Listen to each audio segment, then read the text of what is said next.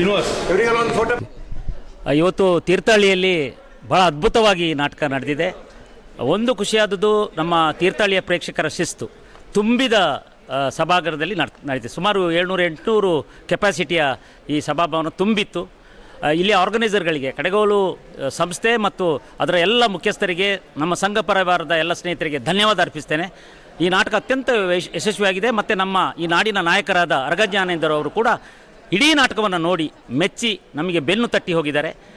ನಾನು ತುಂಬ ಖುಷಿಯಾಗಿದ್ದೇನೆ. ಈ ನಾಟಕದ ಇವತ್ತಿನದು 42ನೇ ಶೋ ಇವತ್ತು ಆಗ್ತಾಯಿದೆ. ಅತ್ಯಂತ ಯಶಸ್ವಿ ಪ್ರದರ್ಶನ ಅಂತ ಹೇಳೋದಕ್ಕೆ ನನಗೆ ಆನಂದವಾಗ್ತಿದೆ. ಧನ್ಯವಾದ. ಇವತ್ತು ಅಡ್ಡಂಡ ಕಾರ್ಯಪ್ಪ ವಿರಚಿತವಾಗಿರ್ತಕ್ಕಂಥ ನಿಜ ಮಹಾತ್ಮ ಅಂಬೇಡ್ಕರ್ ನಾಟಕವನ್ನು ತುಂಬ ಚೆನ್ನಾಗಿ ಆಡಿ ತೋರಿಸಿದ್ದಾರೆ. ಏನು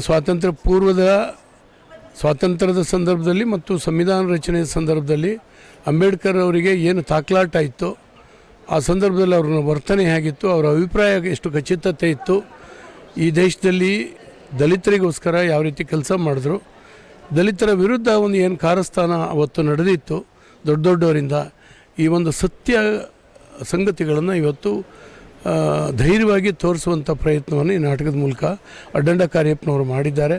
ಅವರಿಗೆ ಒಳ್ಳೆಯದಾಗಲಿ. ಒಂದು ವೈಚಾರಿಕವಾದಂಥ ನಾಟಕ ಇದು. ಇವತ್ತು ಈ ದೇಶದ ಜನ ಅರ್ಥ ಮಾಡ್ಕೊಳ್ಬೇಕಾದಂಥ ಒಂದು ನಾಟಕ, ನೋಡಲೇಬೇಕಾದಂಥ ಒಂದು ನಾಟಕ, ಅದನ್ನು ತುಂಬ ಯಶಸ್ವಿಯಾಗಿ ನಿರ್ವಹಿಸಿದ್ದಾರೆ. ಅವರಿಗೆ ದೇವರು ಒಳ್ಳೇದು ಮಾಡಲಿ.